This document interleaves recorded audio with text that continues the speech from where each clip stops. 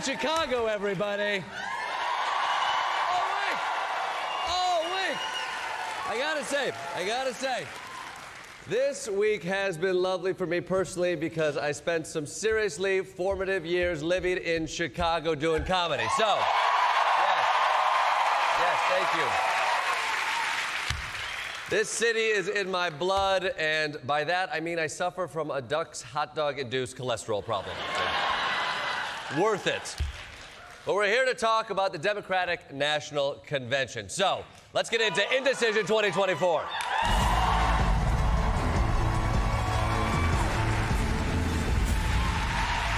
Yesterday was night 2 of the DNC, and the positive vibes were still going strong. People were dancing. They were singing. They were cheering. They were putting Invisalign in.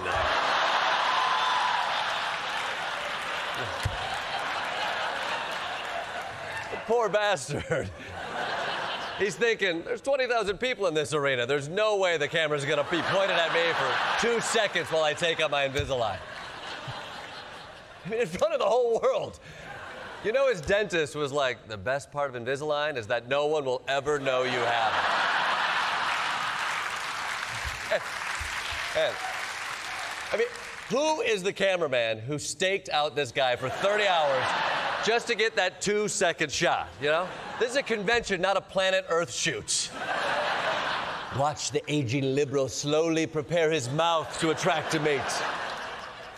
Now, the actual purpose of the convention is to officially nominate the party's presidential ticket, and they do that through a state roll call. Here's what that looked like at the Republican convention a few weeks ago.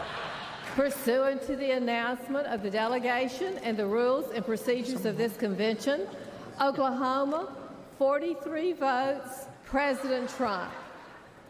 Okay. I get it. A lady who runs an orphanage counts the votes, and that's that. But last night, the Democrats changed things up a bit. Georgia, how do you cast your vote?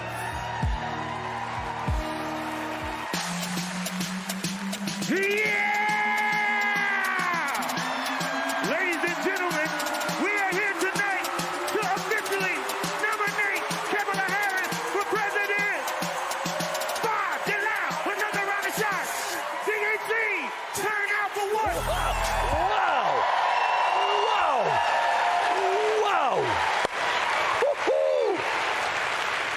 I didn't know politics was so lit. I'm gonna start voting. I just know that when Lil Jon wrote this song, he was thinking to himself, this will absolutely rip at the 2024 Democrat National Convention. I'd love to hear someone explaining to the older white delegates who Lil Jon is. He's a rapper, Mom. You know, that musical genre invented by Lin-Manuel Miranda. They actually had a DJ spinning songs from each state as they came up. He played Motown Philly for Pennsylvania, a Chapel Roan song for her home state of Missouri. Yeah. Iowa probably had Happy Birthday or some shit. Not a big music state. Personally, I can't wait to see my home state of Michigan show up.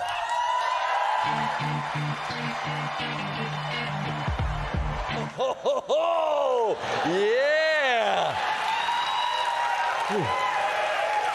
Palms are sweaty, Mom. Spaghetti. You got the mic, Michigan. Make me proud. Michigan, how do you cast your vote?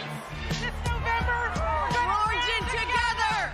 Michigan cast 3 presidents. 125 votes. Yeah! Michigan! What are you doing? You embarrassed us in front of Illinois. Oh! Michigan! Come on! Michigan, how did you mess that up? You can't say a simple number, but you know how to say Ypsilanti? Come on! This is why you go to rehearsal, ladies. You literally only had one shot and you missed your chance to blow. This opportunity comes once in a lifetime, yo!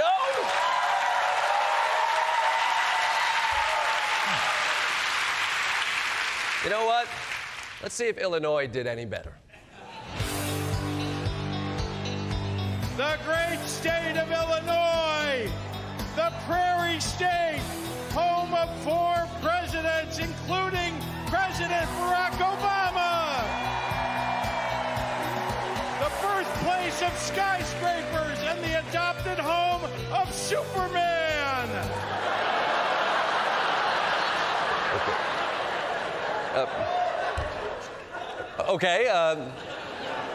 Started out strong. Seems like a pretty steep drop-off from presidents and skyscrapers to the adopted home of a made-up comic book character. I mean, you had nothing in between that? Like Michael Jordan? I don't know.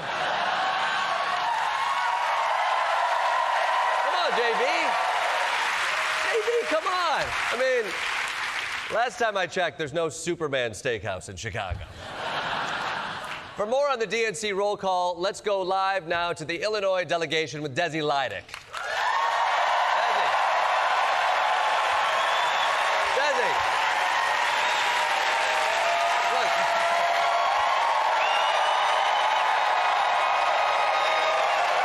Desi, I gotta know what you think. The adopted home of Superman, I mean, what do you make of that choice? Well, that was a huge missed opportunity, Jordan. The committee claims that this was the best they could come up with, but there's so many better options when you're talking about a great state like Illinois. Sure. Right, obviously. Of course. So what would you have gone with? Well, I've been here since Monday, so I'm officially an expert on Illinois history. How about Illinois, home of the notorious serial killer John Wayne Gacy?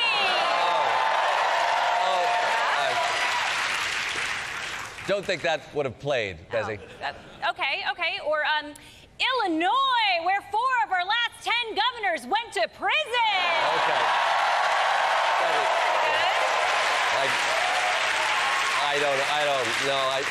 I don't think that one's better. Okay, fine. What about Illinois? In the winter, you'll freeze your tits off. Okay. I think we're good. Desi Lydic, everybody. Let's move on. I want to move on because after the roll call, it was time for the speeches, and the headliners were Barack and Michelle Obama. America, hope is making a comeback. America's ready for a new chapter. America's ready for a better story. We are ready for a President Kamala Harris.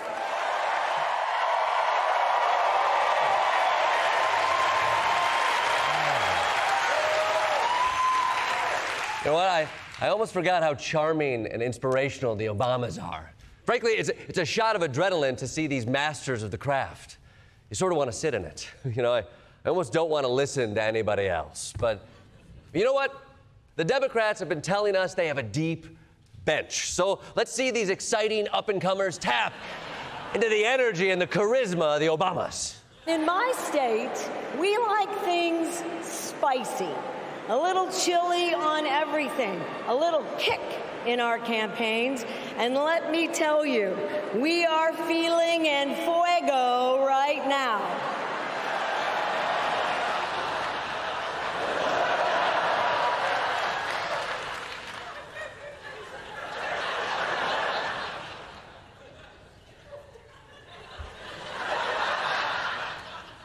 You know what?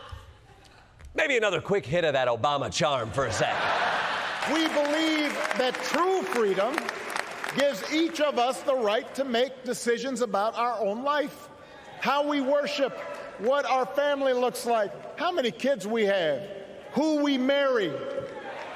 And we believe that freedom requires us to recognize that other people have the freedom to make choices that are different than ours. That's okay.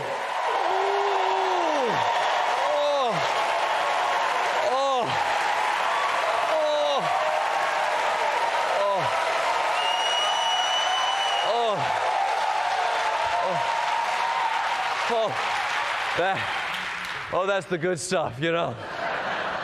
Inject that hope and changey shit into my veins. Whoa. You know, but I can't just get high off these guys all night, you know? There's other products out there, like like Kamala Harris's husband, Doug Emhoff, you know? Yeah. Why don't I give him a chance to touch my heart with his moving story of the first time he called Kamala for a date?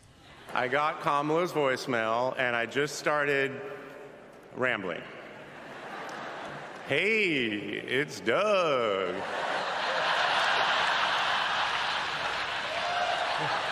Yeah. Yeah. That sure is a Doug. Has there ever been a more guy named Doug in history? If your name's Doug, this is who you are.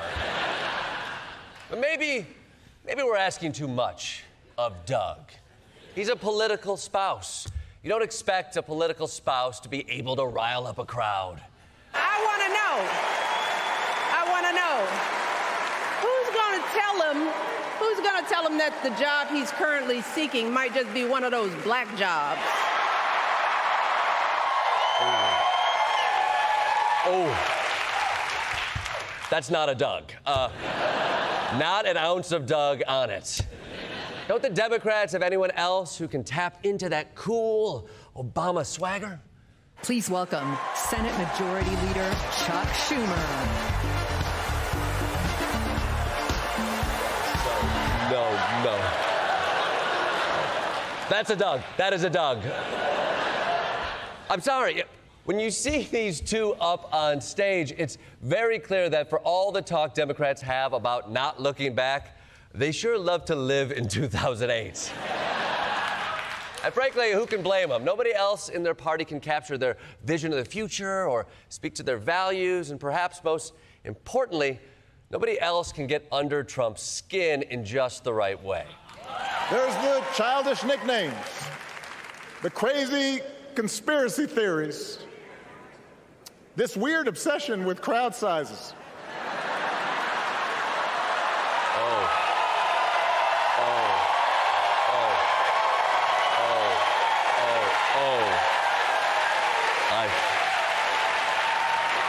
Yeah. I see what he did there. Yeah, that's brutal. That's the second time this summer the Secret Service has failed to protect Trump from a lethal attack.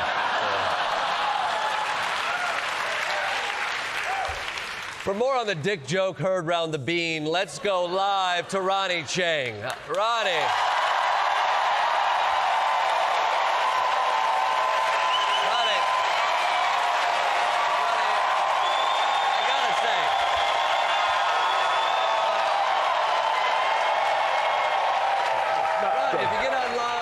TV, everyone is talking about that dick joke. That's right, Jordan. That's the new Democratic messaging. Weird is out. Trump's got a small penis is in. Oh. Okay. So that's it? They're not using weird anymore? No. Sorry for the confusion. It's both. His penis is small and weird. Oh, okay. All right. So that's it? No policy? It's just going to be immature innuendo from now on? Yes, the dick jokes are a major attack line, and they're only gonna get bigger. Then smaller. Then after a brief refractory period of up to 15 minutes, huge again. So right now, it's just a hand gesture. Next week, they're gonna say the border wall isn't the only thing Trump can get up, and by election night, Obama's gonna be like, this guy's dick is small. Oh, okay. Okay, but so what? Trump will just deny it. Jordan, I don't think that's gonna be enough because Obama knows his game plan. He's gonna say, prove it. Show us the girth certificate. Oh.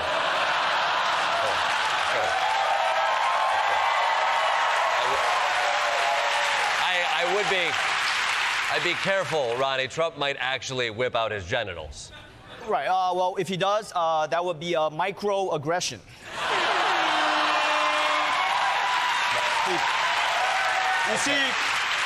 You see how easy this is. It's not hot at all, just like Trump's penis. Yeah. Okay. All right. Okay. Look, Ronny, I don't think it's going to be effective to ignore policy and just accuse your opponents of having small dicks. I mean, whatever happened to when they go low, we go high? Oh, yeah, whatever happened to that brilliant 2016 strategy that totally worked out for them? I mean, face it, Jordan, taking the moral high ground doesn't work anymore. Just like Trump's dick.